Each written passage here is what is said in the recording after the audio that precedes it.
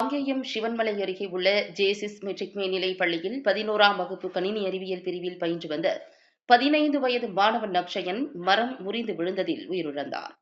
அக்ஷயன் தனது குடும்பத்துடன் திருப்பூர் ரோடு சவுடாம்பிகை நகரில் வசித்து வந்துள்ளார். இவரது சொந்த ஊர் புதுக்கோட்டை மாவட்டம் மேலப்பனையப்பட்டி.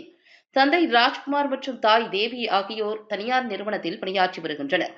இவருக்கு சர்வேஷ்குமார் என்ற மூத்த சகோதரர் உள்ளார். இந்நிலையில் பள்ளியில் வகுப்புகள் முடிந்த பின் மாலை சிறப்பு வகுப்பிற்கு செல்லும் முன் கழிவறை சென்றபோது வேப்பமரம் முறியும் போது ஏற்பட்ட சத்தம் கேட்டதும் மாணவர்கள் அலறியடித்து ஓடினர். ஆனால் அக்ஷயன் ஓடிய திசையில் மரம் விழுந்ததால் பெரிதும் காயமடைந்தார். அக்ஷயனை உடனடியாக பள்ளி நிர்வாகம் காங்கேயம் அரசு மருத்துவமனைக்கு அழைத்து சென்றது. ஆனால் மருத்துவர்கள் அவர் வரும் வழியிலேயே உயிரிழந்ததை உறுதி செய்தனர். பின்னர் அவரது உடல் திருப்பூர் மாவட்ட தலைமை மருத்துவமனைக்கு பிரேத பரிசோதனைக்காக அனுப்பி வைக்கப்பட்டது. சம்பவம் குறித்து காங்கேயம் காவல்துறையினர் விசாரணை மேற்கொண்டு வருகின்றனர். ஒரு பள்ளி வளாகத்தில் மரம் முறிந்து மாணவன் உயிரிழந்தது பெற்றோர் மற்றும் பொதுமக்களிடையே பெரும் சோகத்தையும் அதிர்ச்சியையும் ஏற்படுத்தியிருக்கிறது.